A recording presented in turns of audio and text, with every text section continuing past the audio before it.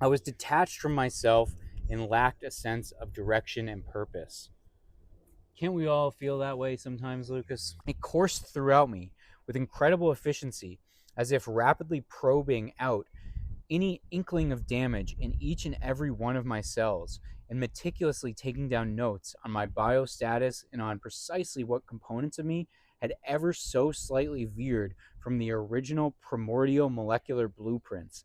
I was being scanned by the Ibogaine. So, again, if your life is falling apart and you have severe PTSD, you have severe addiction, then the Ibogaine can and will cure you of that.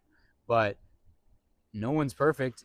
Everyone can benefit from this. I was carried around to visit scenes of people and experiences that had profound impacts on my life. Negative images, after being left for me to view for painfully long periods, would be briskly chiseled away and shattered by my insect guide's power drill-like nozzle, as if to rid me of them. I feel focused, relaxed, and positive in a way that I can hardly remember feeling before. I feel somehow existentially readmitted to a world in which I have to and want to belong. My alcohol consumption has dropped off significantly, but the integration of this experience will go on for a long time to come. Ibogaine is without a doubt one of the most powerful and effective medicines on earth, and I find it criminally insane that it could be illegal anywhere on the planet. As do we, or any plant, cannot be illegal. What Mother Earth has given us is ours. You can't make a plant illegal. The earth is for us all, everyone. Based. I feel blessed that Iboga called on me, and I hope to never have to meet him again. But if I do, next time, it will be me calling him. So, what a beautiful sentiment from Bjorn. And Bjorn, wherever you are, dog, we love you, man. I cannot believe it. Wow. I kept thinking this, and I would cry with joy. I am free. I am free. 23 years of opiate addiction. One Ibogaine treatment cured this guy. They give you basically this other drug, and you stay on that for months or years or potentially forever. Methadone, Suboxone. Yeah, it's like whatever it is. That's their goal. They don't want you to be able to take this and just be done. One, No. because you can't patent this plant because it's just a natural plant. Two, because they would only be able to sell you one dose. They wouldn't be able to sell you the repeated dosages that they want to be able to sell you. They want to be able to work with your insurance company to continue to milk money from you, to continue to milk money from the government, to continue to funnel it towards these people that are just like giving you drugs and keeping you sick is how they do that. They want to keep you on as many medications as possible to produce the worst health possible so that you get more diseases so that they can treat even more diseases in the future. Preach! It's like Arboles. Oh, yeah. oh, Oi! What the Welcome back, everyone, to the Growers Show. Welcome back, everyone. Today we'll be talking about Ibogaine again.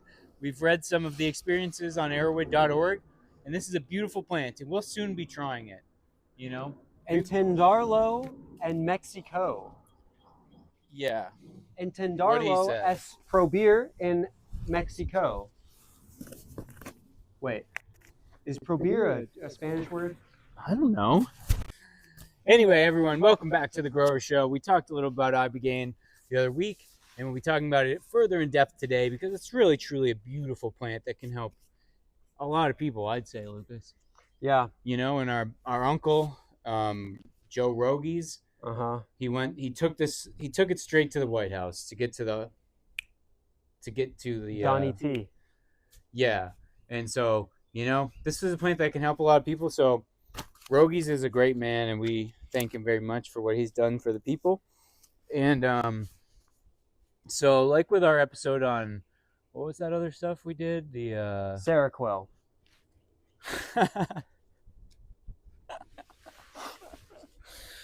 No. The whatever. We had that other plant that we talked about. I don't know why. Datura. We read the experiences, and we should do this for all sorts of plants, actually. It's a great thing, but anyway, to get to the fact, To get down to business here. We got to get down to business. And so we are talking about the Ibogaine. And guys, this can be used to cure PTSD, to cure drug addiction. But the thing is, Lucas, it can be used for so much more than that. No, yeah, I saw You some know? really interesting patterns between a few different experiences that I'm excited to share today. Yeah, me too. So, like I had basically two that were,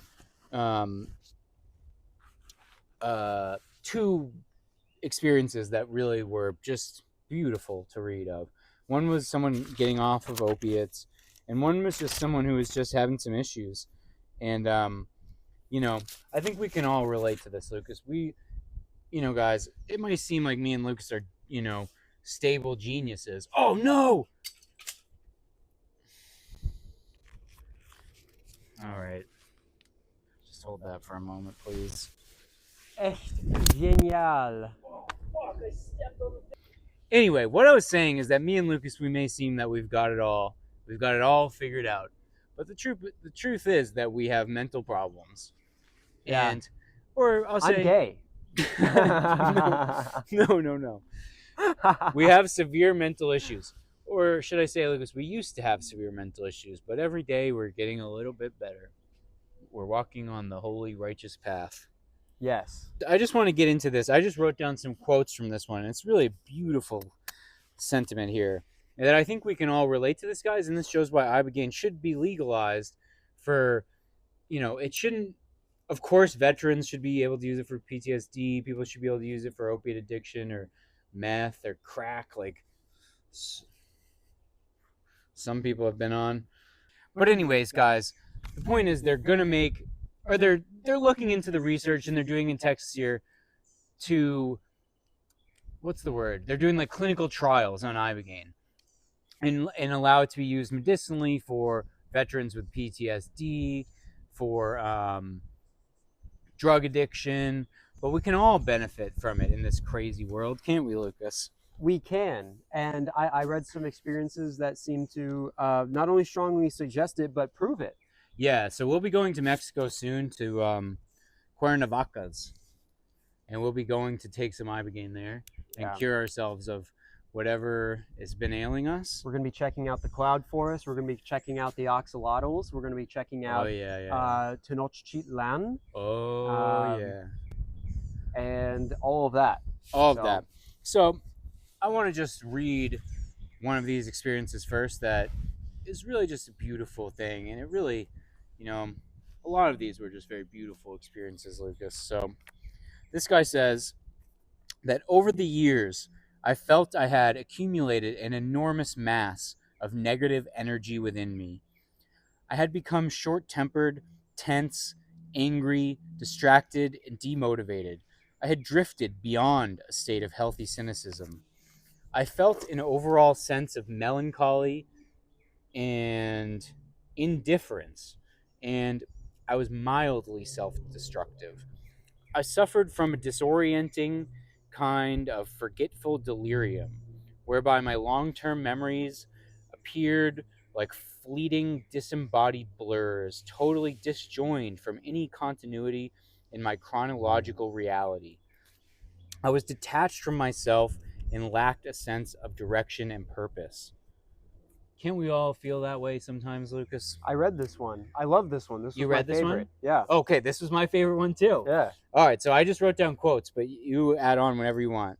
But let me just read this one quote of his intro. So he says, compounding this was the fact that I had also been drinking too much for many consecutive years, amounting to almost 2 decades. My better, essential, stronger, familiar self wanted me back, like a mother signaling to a lost kitten, or like a father signaling to his lost cat boys, as Lucas would have it in his life. Yeah. I will be a father to these cat boys in my cat cafe, cat boy cafe. He says, I knew I needed some form of psychotherapy, yet having no specific psychological disorders or addictions, I was also no candidate for conventional psychiatric treatment, nor would I have been remotely interested in it. My problem was more my entire being, excluding the medical gaze, ever outflanking any possible diagnostic clasp. I just felt I had to embark on an intensive excavation of my inner psyche and put the pieces back together again on my own unique terms. Ibogaine began to unravel itself to me as exactly the thing that could do this. Somewhere along the line, I accepted that Ibogaine was for me, and once I did, the Iboga spirit would not let me go until we met. So, there you have it. I think a lot of us can relate to how he felt. It's not,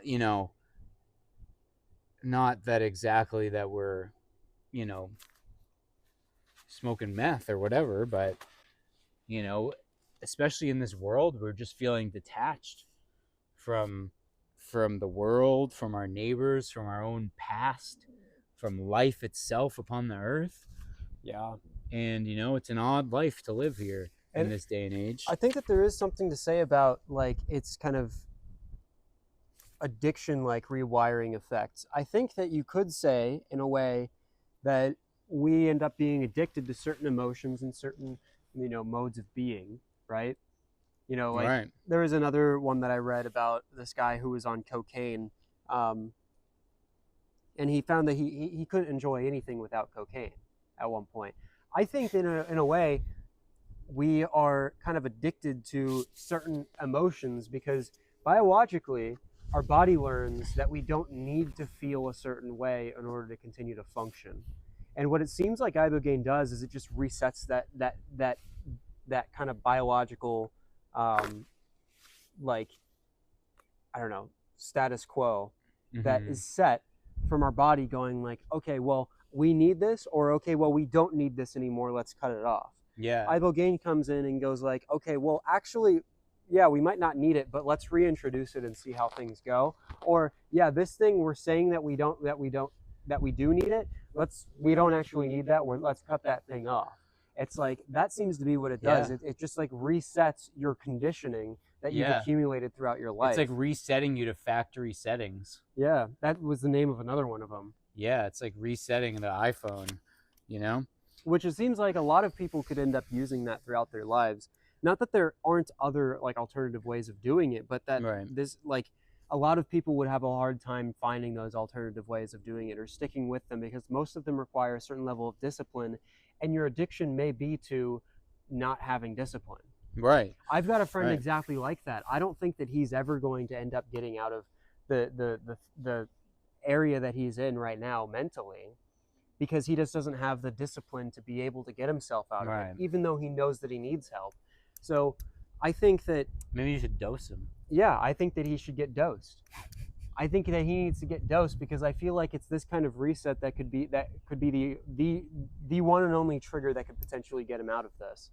Yeah, it's true. Another quote from this that I thought was interesting is he said that Ibogaine is for those who require healing that is not available in and aggressively marginalized by the hegemony of the pharmaceutical mainstream. So, we don't want to get too much into that, but the pharmaceutical mainstream will provide you with certain ways, certain things that might end up in your body. Maybe not always orally or anally.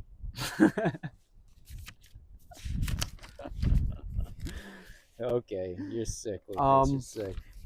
But no, dude, like no, that's actually legitimate. Like this is the thing that our industry, our medical industry is designed because it is intertwined with the government. Right, the government. Like they have this patent system that is obviously goes through the government, is enforced by the government, right? And then at the same time, they end up like controlling large lobbying firms or whatever that go into the government and basically pay off politicians, even though we just call it okay, well, we're contributing to your campaign, or we're taking you out to dinner, or whatever it is. Right. But it is really basically like bribing politicians to pass the laws or Yeah, not it's pass the laws that bribery. they want. It's bribery, and so we have this massive like system where these companies are incentivized to not cure you, because then they lose a customer. As soon as you don't have the disease anymore, you stop buying the drugs. They want to give Right. you a treatment. So they want to give you something that you have to keep coming back to buy, something that'll just treat the symptoms. And that's what the alternatives to opiate addiction care are, is they give you basically this other drug, and you stay on that for months or years or potentially Right. forever. Methadone, Suboxone, Yeah, it's like, whatever it is. that's their goal. They don't want you to be able to take this and just be done. One, No. because you can't patent this plant because it's just a natural plant. Two, because they would only be able to sell you one dose. They wouldn't be able to sell you the repeated dosages that they want to be able to sell you. They don't want they want to be able to work with your insurance company to continue to milk money from you, to continue to milk money from the government, to continue to funnel it towards these people that are just like giving you drugs and keeping you sick is how they do that. They want to keep you on as many medications as possible to produce the worst health possible, so that you get more diseases, so that they can treat even more diseases in the future. It's like the whole system, and they explicitly don't want something like this because it's a one and done fix, and also because they can't patent it, so they can't charge you $300 like they do for like an EpiPen or whatever. So even though an EpiPen costs like 50 cents to produce, they sell it to you for hundreds of dollars. It's because only one company is allowed to produce them or whatever. It's like this is the issue. Couldn't have said it better myself. It's very true. So just don't believe the hype, is what he's saying. Nature will always provide you with what you need. And in this case of Iboga, it has done so. So this guy says that what drew him to the Ibogaine was, along with its seeming ability to reset neuroreceptors and realign chemical imbalances in the brain, Ibogaine has powerful psychotherapeutical benefits. In what might be considered the spiritual dimension of Ibogaine, the substance has the psychoactive ability to transcend the ego and carry a person deep into the unconscious, face to face with long buried memories, and to the root of phobias, obsessions, and complexes, while in a state of fully lucid awareness, and all the while in the mysteriously tangible process of a sort of benevolent guide described as the Iboga spirit. So it's very fascinating stuff here, guys. And there was, a lot of similarities in what the trips were like. They often saw the spirit was guiding them through. One thing I don't know if you noticed was they often said that the first thing they experienced when the trip was coming on was that they could see with their eyes closed. Mm-hmm. And like that they'd close their eyes and they still could see their hands out in front of them. They could see the room as it was. One person said they got their Oculus on, dude. One person said they put like a blanket over their head to make sure they weren't like just so like messed up that they had their eyes open and they thought they were closed. So they put a blanket over their head too, and they still could see perfectly. So I think this is like, it's maybe the Iboga spirit showing you at first, they're like, hey, this is all a simulation. Maybe there is some science to your eyes receive light and the rods and the cones or whatever. It's like, maybe it works like that, but also if there's just a glitch in the matrix, you can also see with your eyes closed. It's all, I think it's just to show you, hey, reality is not what you think it is. Mm-hmm. Another interesting thing is that people also reported they felt drawn to it for weeks or months before they took it. They had this like strong feeling that they had to take it, and like they couldn't get off their mind until they did. Even some people who didn't like even necessarily know what it was beforehand. So let's continue on with this guy's trip. He says, and this is another thing that people report, is they feel almost like it's like scanning their body and like healing them systematically, or that it's like cleaning out your body from head to toe. Yeah, I and like heard that. and that it's like really just healing you on a cellular, like molecular level, which One is just guy said that crazy. it felt like there were little robots going through his veins, going to each cell and checking it for like impurities and purging each of his cells Yeah. individually. This guy who we're reading about, I think he said it reminded him of if you see like a pack of dogs that are like getting a scent and like tracking something, Oh yeah. that it felt like that. Like if he said you could imagine like what would be the word? Like what's the word of something like super tiny? Like if you imagine like a pack of dogs the size of like individual molecules, he said that's what it felt like, a pack of like hunting dogs being released into his body, and they're sniffing out the impurities in his body. So he said, I felt increasingly possessed by a stream of excited energy that had a kind of festive yet unmistakably disciplined character about it. It coursed throughout me with incredible efficiency, as if rapidly probing out any inkling of damage in each and every one of my cells, and meticulously taking down notes on my biostatus and on precisely what components of me had ever so slightly veered from the original primordial molecular blueprints. I was being scanned by the Ibogaine.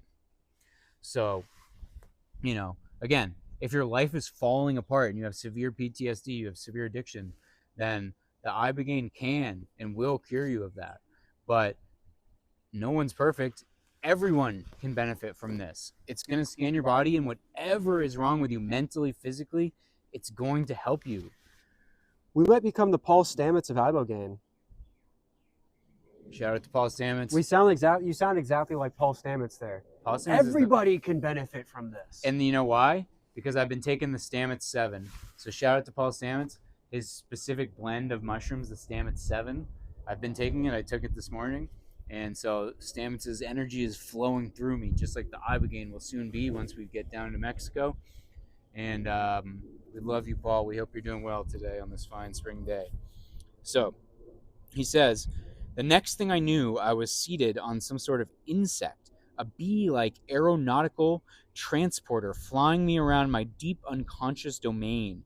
I was carried around to visit scenes of people and experiences that had profound impacts on my life. Negative images after being left for me to view for painfully long periods would be briskly chiseled away and shattered by my insect guide's power drill-like nozzle, as if to rid me of them. So that's pretty wild.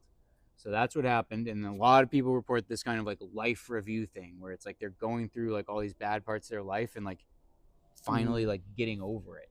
Yeah, that's something that I saw as well. I saw that it was also like it was kind of hit or miss whether there was a guide or not as well, because some people would refer to the drug itself as their guide, right? As if like, okay, well, things are just kind of happening to you, and right. You realize that there's some intelligence behind it, which is the drug itself. And then for other people, they had like a physical guide in there with them that was like guiding them along with it, like like Ebenezer Scrooge in The Night Before Christmas, or the Christmas Carol. Yeah, but Scrooge wasn't. Scrooge was being guided by. Yeah. Who was he being guided by? Scrooge was being guided by the spirit of Christmas past and present and future. Right. So guys, don't be like Scrooge. Be like this guy. And this was Bjorn C. So we love you, Bjorn.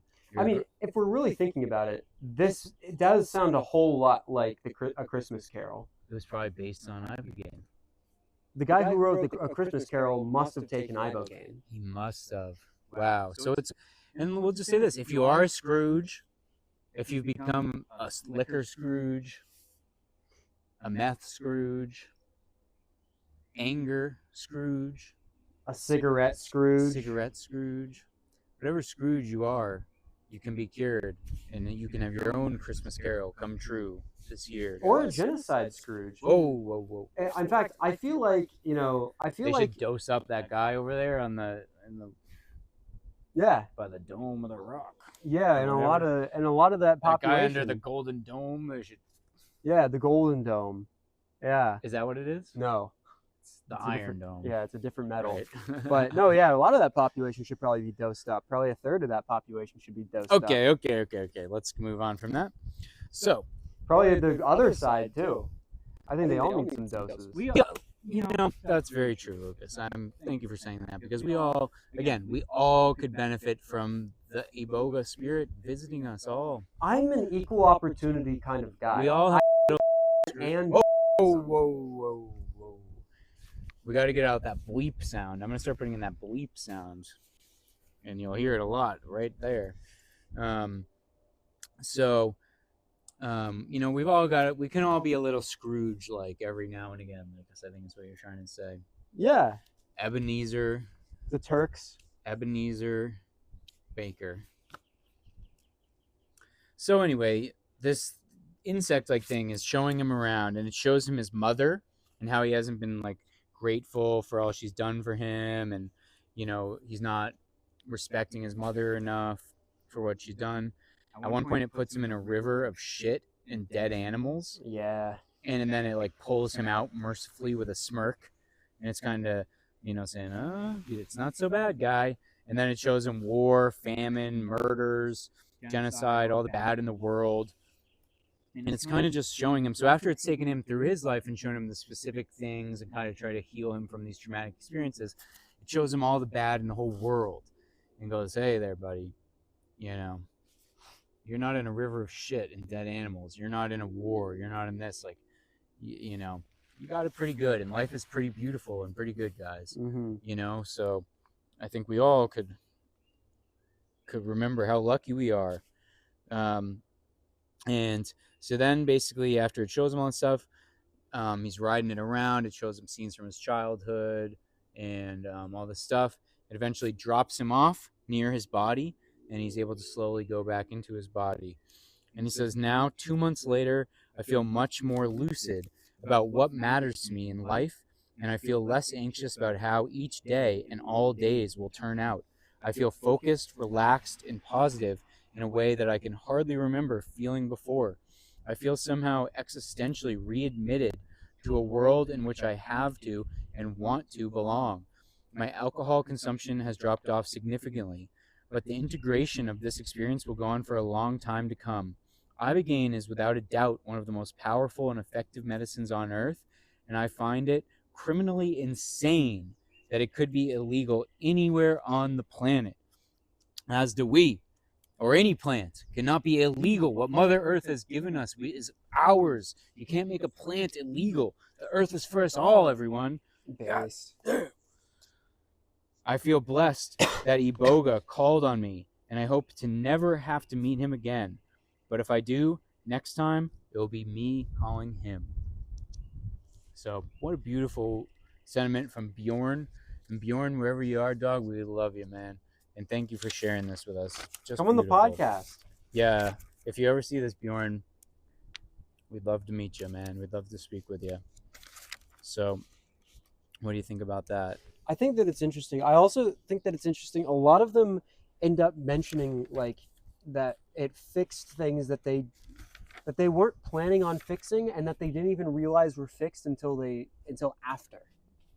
Right? So like, for example, smoking cigarettes, that was one that was like mentioned in a lot of them. Mm-hmm. Like where they say, yeah, I'm interested in smoking tobacco, but not in the form of cigarettes. Cigarettes just aren't interesting to me anymore. Right. And it's like, and they would mention that like as if that wasn't something that they were worried about going into it, and it wasn't something that came up. It's just something that they realized later, like, oh, it's been a couple days, I haven't smoked any cigarettes. That's weird. I feel like that's interesting. Like there, and that wasn't the only thing. There were a couple other like a lot of the stories had like, yeah, this thing just ended up ending, or this thing ended up being different afterwards, and that wasn't something that ended up coming up. I feel like, I don't know. I feel like it's interesting. It just gives people a renewed lust for life. Yeah. A lust for life like Iggy Pop in 1982. But it did not seem to take away people's desire to smoke weed. A lot of people mention that specifically, that then they love to smoke weed afterwards. Yeah. So I'd like to do the Ibogaine too. I feel like that's interesting because weed does have like negative effects depending on what age you're doing it at. And so like it's interesting that Ibogaine doesn't recognize it as negative. It must mean that weed does have some applications, or our body's like natural state is just to like weed. It is. It is. And that's why I need to reset because, Lucas, I got to be honest, I've not even been smoking weed anymore. Yeah, It's just a terrible thing. I haven't also. But we got to get back to it. So hopefully by next year, guys, you'll see us up in this tree smoking a blunt. Because you know what they say, Lucas, about smoking a blunt? The bee is forever. And remember that, guys. The bee is forever. I don't really know if I want to smoke a You blunt. smoke a blunt with your family and friends, and you'll be forever linked. The bee is forever, and it will bring you great joy. If my dad smokes a blunt, I'll smoke one. But if he doesn't smoke one, I'm not smoking. All right, we'll have your dad as a guest on the podcast. Yeah, bring my dad as a guest on the podcast. And your grandfather, too. I don't know if he can get up into this tree. Fine, then we'll go on the ground for him. I don't think he can get out here. We'll go out to his home, as long as he'll smoke a blunt with us. I really don't think my grandfather would ever smoke a blunt ever in his life. Why Like, not? he's 94, and even in his youth, he never smoked cigarettes. Even in his youth? Yeah, even back in the day. I don't think he's ever had a single cigarette. And he's been like... And no, yeah, and he was like... He became an adult in like the 50s. He was born in like 36. Maybe he'll take some edibles with us. I don't think so. We'll just see about that. No, yeah, dude, he's been like straight edge his whole life. Except he likes to drink a beer every day. 1 beer a day. Really? Keeps the doctor away. What type of beer does he drink? Coors Light. Really? Yeah. Wow. Maybe we should start doing that.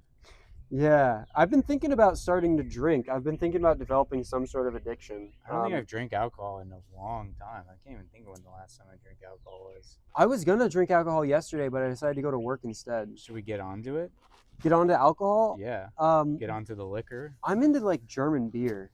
All right, I'll have a German beer with you sometime. If I could get into like German beer and start like becoming a German beer connoisseur, I'd love to do that. Oh yeah. Okay, we'll do that. I love German beer. All right. We could start brewing mead. Here are the most based men in history. These Irish monks back in the Middle Ages, back in like the 600s, 700s, maybe 800s. They went up and they just went out alone in these little boats, made it all the way up to Iceland, and they would like live up there, just the boys hanging out together, Just the dogs. brewing mead. And they would just be out there, they would be praying, and they would be brewing mead. And that would be what they did. They would just be drinking and praying and chilling with the boys, all alone on a desert island in the middle of like on the edge of the Arctic. You know? And I'm not going to the Arctic though. you're I'm not? not doing that. You don't want to go to Greenland? What if we annex it? Well, I'd go to visit, but I'm saying I'm not living there on an island. Oh no, they didn't live there permanently. They just Oh. went up there for like a couple months, hang out with the boys, Oh, go on a little boys trip. That's what it was. nothing wrong with that. They didn't want no girls allowed. All right, but I do want to say, after we go to Mexico to the Ibogaine, our next podcast trip, we got to go to Ireland, to our ancestral homelands. I'm barely like 6% Irish. Oh, dude. well then what about England? England, that's where most of my ancestors. Okay, are I'm like from. half and half. So we go to northern England, go to where the Scouts are, up in Liverpool. The Scouse. Yeah, that's the people who live in Liverpool, the Scouses. Aren't like if you go to Liverpool, don't you end up getting your liver cut out? Like, isn't it full of like? Whoa, whoa, whoa, whoa, whoa, whoa, whoa, whoa, whoa. Or something like that. All right, so I've got another good one here, Lucas. Do you have any you want to touch upon, or should I start with the next I one? think we I've just got? touched upon a few things. I think we can move on to the next one. Okay. So this one, guys, shows man. Maybe we should start speaking English because, we should start speaking Spanish because English is hard. Yeah. I'm not mastered English yet, so maybe I should move on to another language, see if I can get that one down a little better. Yeah. But this one really touched. Lucas, if you hit my phone and it falls over, I'm gonna fucking knock you out of this tree. I just want to show the audience what it's like. What's like? To have the sticks being thrown at you constantly? Yeah. Why do you want to show the audience that? I don't know. I feel like they could use that experience.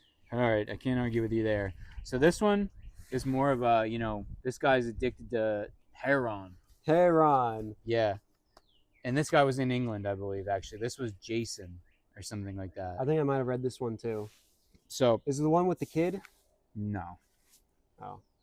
So he starts, for the umpteenth time, I was reducing off of the methadone, got down to 25 milligrams, then started using once again. I went up to 60 milligrams. This was very depressing. Wanting to get off the methadone and knowing that I would have to reduce again and go through all that shit all over again. It will take another year to reduce down from that dose. I can't do this anymore. I've been trying for many years, and I was quickly losing interest in living. Being addicted to opiates for 23 years had become too much to bear. I was at my wit's end. I was giving up fast. I was giving up, going down fast. One day, soon after, in utter despair, I had a thought come into my head. Hang in there. It's almost over. Being desperate to be pulled out of this ocean of addiction, I held on to the thought. How could this nearly be over, though? It will take at least another year to reduce off of 60 milligrams of methadone. But the thought kept coming to me, out of nowhere, over and over again. Hang in there. It's almost over. I started to get some hope back. I thought the only way this can be over quick is if I find a great rehab or detox program to come straight off. Okay, so he's getting this. Whoa, shit. Almost fell out of the tree. So basically, he's getting this thought in his head just out of nowhere. Like, just, hey, calm down. It's going to be over soon. And he doesn't know where the thought's coming from. And he starts researching online, like, the quickest ways to come off of the heroin or off of the methadone that he's on now. And he finds about these more natural techniques. And he touches upon the importance of nutrition and sauna, which is very important. Saunaing, Lucas? You been hitting the sauna recently? No. Oh my God. I'm not a sauna type of guy. Yeah, you got to get in there. You are. Everyone is. No, because it lowers your sperm count. So, you want to have a little baby? I'm trying to make as many babies as possible. Yeah, but it's not permanent. But you can also put ice over your dick to counter that effect. I mean, if your body temperature heats up too much, your blood will carry that temperature into your wiener. No, it's negated by putting an ice pack on your dick. Really? Yeah. Brian Johnson does it. He's a big sauna guy, but he has the same issue as you, so he puts an ice pack over his dick and balls. Will they accept that? What do you mean? Like, I know in like Germany they don't they have like co-ed saunas and you're not allowed to wear a towel or any clothing of any kind. You go in there totally naked. If you want to go to one of those gay saunas, everybody goes in there naked.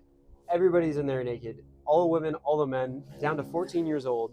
It's disgusting. Lucas. No, these countries, these European countries, they're sick. They're full of perverts. No, legitimately. Europe is full of a bunch of perverts. But you don't got to tell me. I'm just curious. Like in Europe, if I go into one of these saunas and we're not in Europe, we're in America, and I've got a jock strap on, strapping an ice pack to my wiener, like, is somebody gonna care? Is somebody gonna tell me, this hey, is America? You can't wear your ice pack into the sauna. We go to the sauna at the YMCA. All right. And what do you wear there? Clothes, shorts. So anyway. This guy, he just starts researching online, like, natural healing methods. He eventually finds out about Ibogaine. And it's through just this, like, voice in his head just telling him, like, hey, it's almost over. It's almost over. And he's been addicted to opiates for 23 years. Mm-hmm. He's like talking back to us. Like, what are you talking about? It's almost over. It's going to take me a year to get off methadone. And he's like, no, it's almost over. But it's his own head.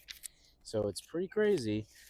But he finds out about Ibogaine, and I think he goes to like Amsterdam or some place like that and goes to some clinic to do it, or some, not clinic, or whatever it is, some program to do it. And he takes the Ibogaine, and he says, after like a couple hours, he says, I found myself in the jungle or something similar. And this is another like common thing where people like once they get really into it, they feel like they're in Africa, and they're like surrounded by tribesmen and stuff. I've seen that a lot. You I've seen a know? lot of people go like, kind of the transition is like they're just sitting there, and all of a sudden things start to become green, and then all of a sudden they realize that they're on like the forest floor, on like the jungle floor. Yeah. So it's very interesting because I didn't see any reports of someone saying like they felt like they were surrounded then by like Native Americans or like the native people of their land or whatever. Well, see, and a lot of people they're like, yeah, it's specifically their music is what works, even if they don't like it. Yeah, right. Like a bunch of people go like, yeah, I don't like this kind of music. Tribe or whatever. Yeah, the Witty or whatever. But they made us play it during the experience, and it was like exactly what I needed to hear, or something like that. Whoa. Oh man. Whoa. You see that? Yeah, I saw that. There's two hawks fighting in midair. Think that they're flirting? Wow, it's right there. You see it? Yeah. Dude, hopefully they don't fly right past us and cut our heads off. Those weren't even the same species, though. Was it a caracara fighting a hawk? I don't know. That's what I might be. But it's right there. Might have been. And the other one's right there. Holy hell, guys. Wow, look at it. It's like jumping from branch to branch. You see that? I think that's the caracara. And it was fighting a hawk. Wow. Look at that. You see the way it's hopping? That's a caracara, yeah. It's like a squirrel. What up, cuz? We love you, dog. Wow, it's just stopped in to watch the podcast live. I'd like to eat one of those. Me too. And we will be deep frying a bald eagle on the 4th of July this year, guys, out of respect for the 250th. Yeah. And respect for Captain Isaac Davis. Out of respect for our ancestors. Yeah. I have respect for the soldiers in the Continental Army in the Revolutionary War, as well as respect for the Texas Rangers, the Astros. What up, guys?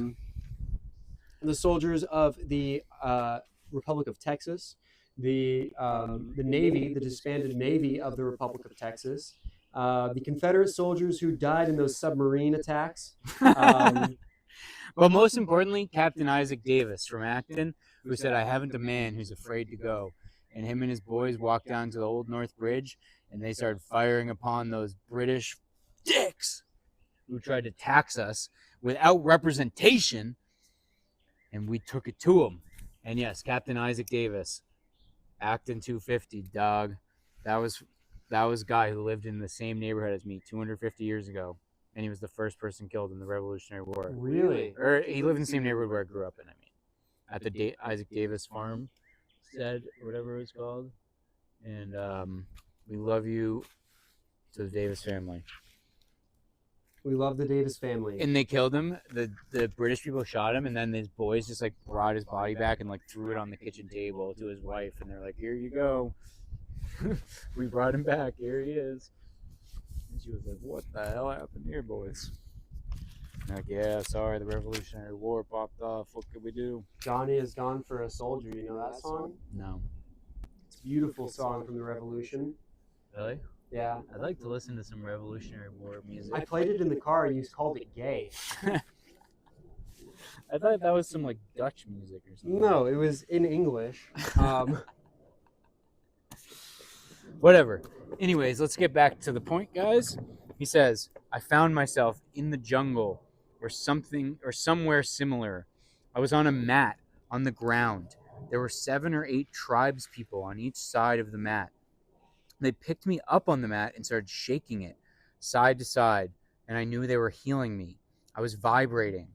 I saw my cells being vibrated. In my cells were dark blockages, little bits of black in these brilliant white cells. As I was being wobbled side to side, I could see my cells vibrating more and more. The blackness started to vibrate out of my cells. The dark blockages were being dissipated to the sides of the cells, then disappearing."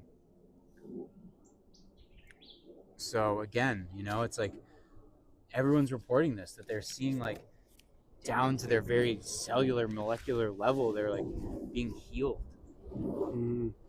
Purified. So we actually have to go there, Lucas. We actually need this. Yeah. We really do. Yeah.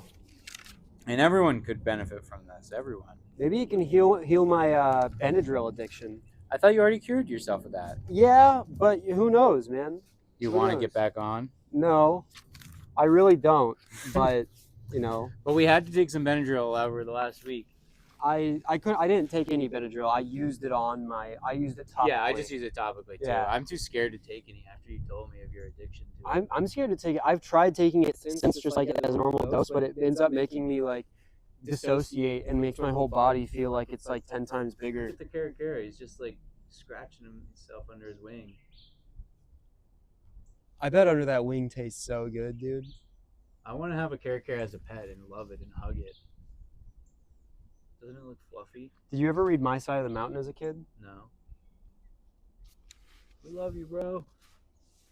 What's My Side of the Mountain? It's like a book for kids that's about this kid that runs away from home and lives in the woods, and he hollows out like a dead tree and like lives inside of it, and he kills like a deer with like a bow and arrow that he makes himself, and like skins it and makes it into clothing, and he finds he like steals like a hawk's baby and then raises it as his own for like falconry. Oh, I want to get into falconry too. Yeah. That'd be awesome. So yeah, you could probably do it. Actually, a Karakara is a type of falcon. Oh, really? Yeah. Falconry, you can do like eagles for falconry as well. Well, we could definitely do it with a Karakara. That'd be awesome. And they've been messing with me. So if we steal one of their kids, I wouldn't even feel that bad. Because they've been dive bombing me sometimes for years. These Karakaras here at the Marymore Park have messed with me.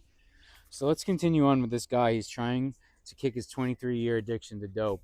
He says, one of my brothers was killed about 2 years ago. As I was in this light, so he's like, he sees all these people, tribesmen around him, shaking him, and then he feels like he's in like a beam of light, the ultralight beam. We on the ultralight beam, dog. The ultralight beam. One of my brothers was killed about 2 years ago. As I was in this light, I saw his head. It was moving from side to side with little white flames coming off of his head like locks of white liquid light. His mouth did not move, but he was speaking to me, and there was light coming from his eyes and from his closed mouth. He said to me, "You cannot die. You simply leave your body behind and vibrate into another dimension.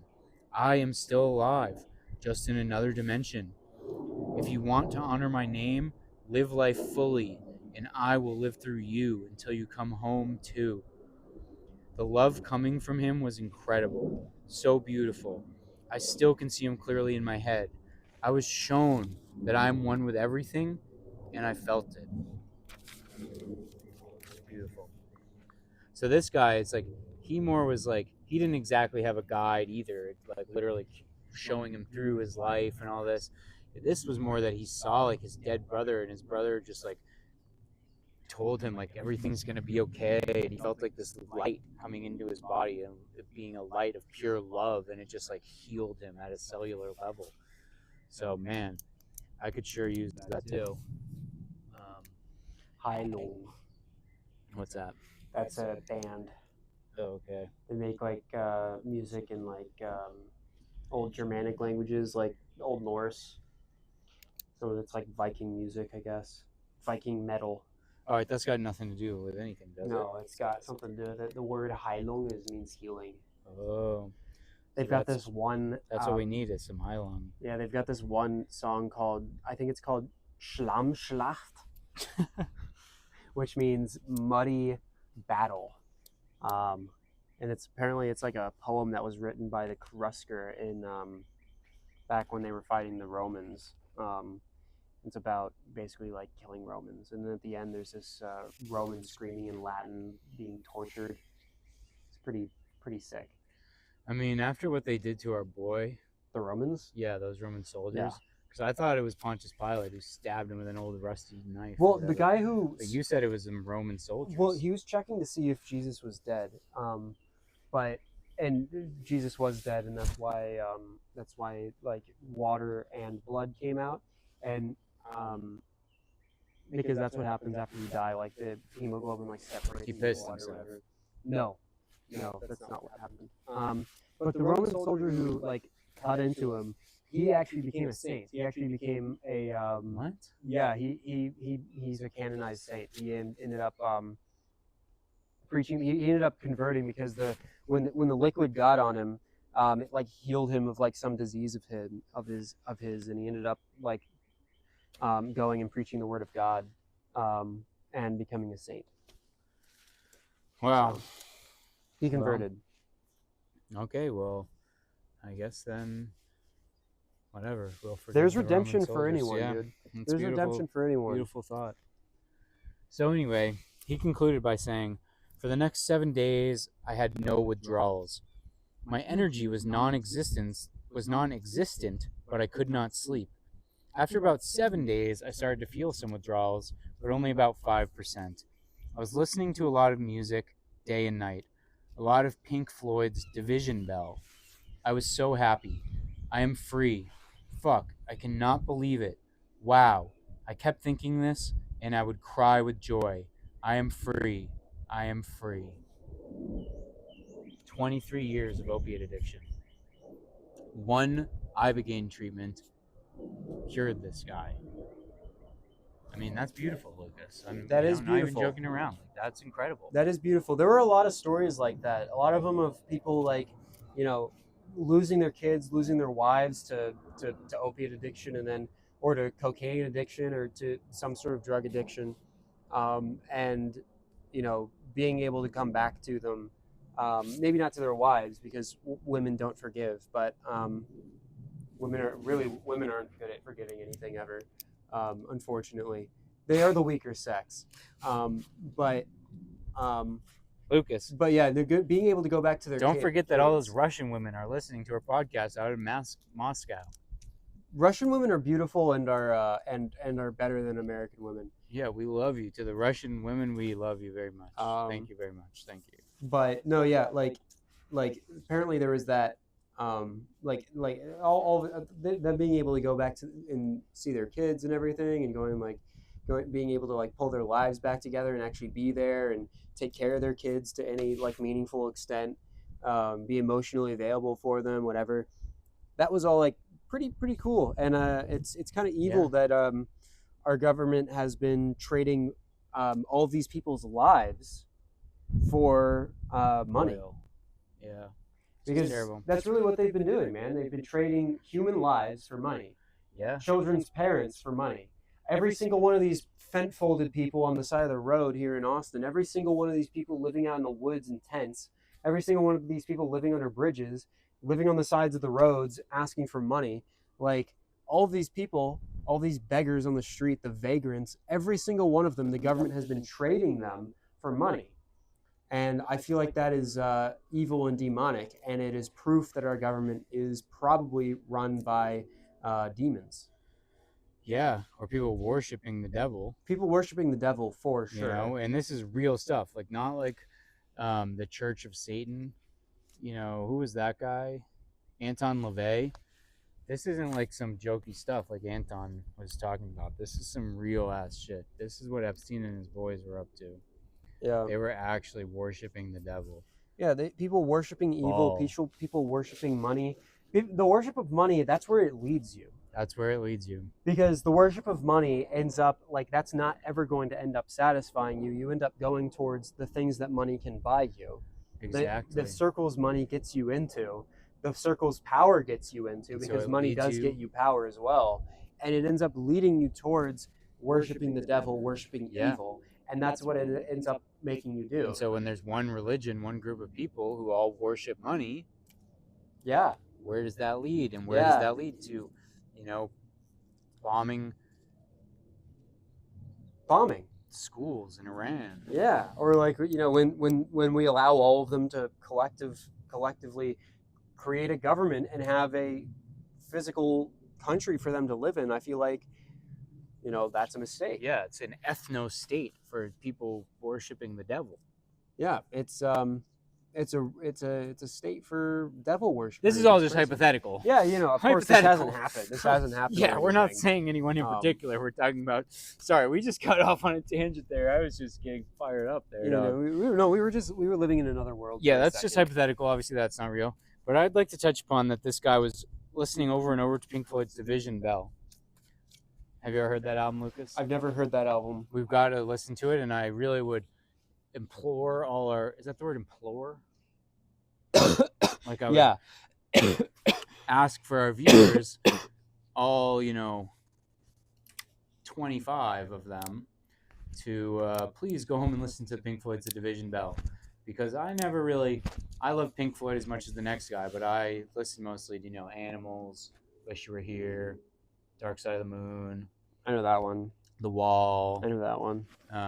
But The Division Bell was the last real Pink Floyd album that came out in 1994.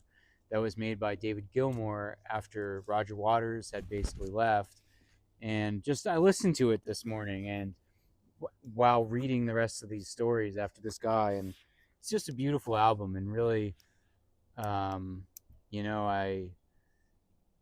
it's just emotional reading these stories, listening to Pink Floyd's The Division Bell. And I just would like to say that, we have still with us Roger Waters and David Gilmour. So, David Gilmour is old as hell. Maybe if they could do some Ibogaine, they could come back together, because the fact that Pink Floyd, that they're both alive and they won't play together a Pink Floyd tour, it's just tragic. So I just want to give my love very much to David Gilmour and Roger Waters.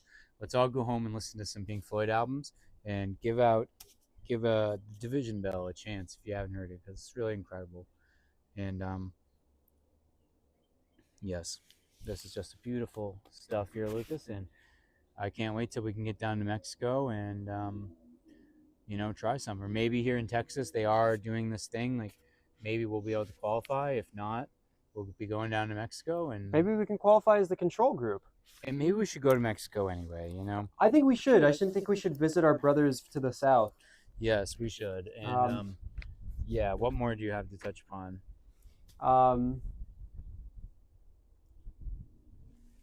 Did the Cara leave?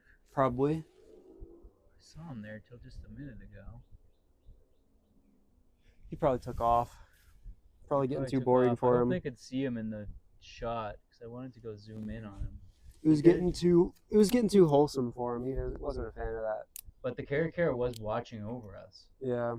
It's like back in the day, like I said, the Hawks were watching over me, but now the Caras are.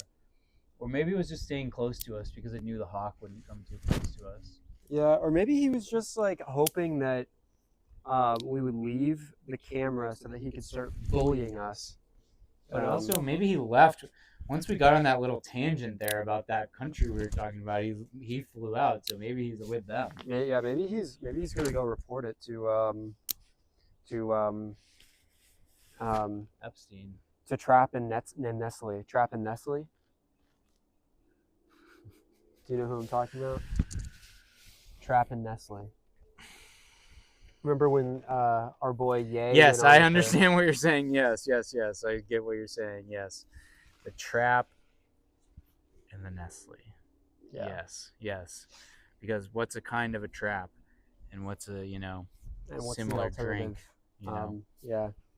So company. We won't be saying anything else further than that. But guys, there's a lot of evil going on in the world, and that's all we're saying is there's a lot. Look of at evil, Armenia, and this could cure that. Look at Nagorno-Karabakh.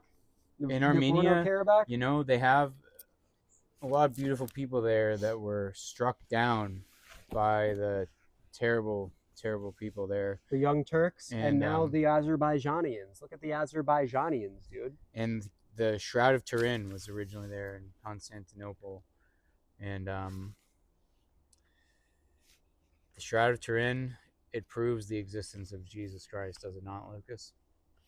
I don't know. I'd have to look into it more. It seems pretty convincing. I'm convinced. And if it's real, it means Jesus was 5'11" or something, which is pretty tall. So yeah, just facts we're dropping here, guys, and just knowledge. Yeah. You have anything else to say, Lucas? This to the tree people is at home? dead. This limb is dead. Really? Yeah. All this bark is just so soft. And look at all these. None of these are coming back to life in the spring. Well, this tree is gonna be, this has been with us for Listen a to long it. time. We've been, Knock on that one. Totally different noise. yeah. But this branch has been our, podcast for a long time. So here's what I say, Lucas. At some point, once we get our channel monetized and we got money, we're gonna fucking chop this branch off, take it home, and make a studio inside. We'll make an actual podcast studio eventually, and we'll put this tree in it. We This could branch in carve it. benches out of it. Yeah, like we'll make like, a table or Or a swing. benches or a swing. We'll make our chairs out of it. Something. We'll keep this with us Yeah. because this tree has done so much for us, so we'll keep it with us forever. And And we can collect some acorns from this bad boy, as well, and grow them. we should grow acorns off of this very tree. A grower's oak tree. Wow. And you guys at home, you guys could grow your own grower's oak tree in your front yard. We'll sell acorns on our website off of this exact tree, so you can grow it at home, sit in your own tree, and watch along with us. It's genius, Lucas. Yeah. Oh my God. Everyone at home, remember that idea and remind us about it in like a year. That's genius. Yeah. Wow, that's one of your best ideas yet, Lucas. I mean, it's like the treaty oak. You know, there's places that sell the treaty oaks. Yeah. We've got the should get grower some of oak. those too. Yeah, the grower's oak. The grower's oak. Beautiful. And remember, guys, we are now on Spotify, Apple Podcasts, and Amazon Podcasts. I guess it's called. Amazon. So please follow us there on those different things. And, or if you want to listen while you're at work and you don't want to see our beautiful, beautiful faces, if you ain't got the time, then we understand, I guess. So you can listen along there. And we're going to go try to catch that caracara and Eat that bad boy. we're going to steal its children, raise them as our own to do advanced falconry, and we're going to eat the original caracara and deep fry it in a turkey fryer. Yeah. So that's just the cycle. That's just the circle of life, guys. Yeah. And don't tell any of your native friends about this. Yeah. And once we get dead, then we'll get our body chopped up and put it into a caracara nest and let them have us. Yeah. So That's going to be written in my will. That's how I want. it's Want to just be the sent circle off. of life, There's nothing wrong with eating a caracara because it would eat us if it got the chance, and we will give it the chance one day. I wonder if it's still out there. Ah!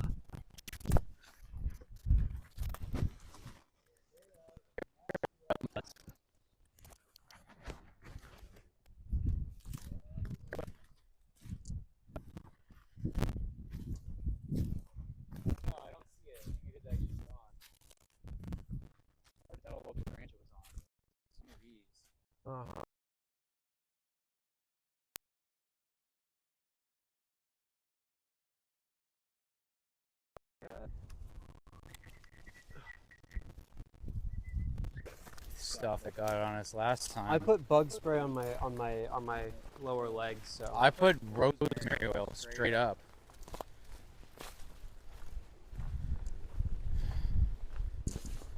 All right. Anyway, are we still filming? We're still rolling. Thank you to everyone. We love you all very much. Is that one still on? Yeah, not surprised. We love you all very much. Go out, and if you can do some Ibogaine, do some. And if you're in Texas, sign up for the trial. Let's look up how to sign up for the clinical trial. I bet there's like a website to apply. yeah. Let's try. And if not, well, either way, we'll be going to Mexico. And so if you have any Mexican topics for us to try upon or suggest upon, and we'll be learning we'll be learning Spanish too, because I can't even speak English. It's too hard. So I'm going to go back to a different type of language to learn, and that's that. I'm not going to be speaking Mexican. I'm going to be speaking Argentine. So, Anyway, love you all. We'll see you next week. see ya.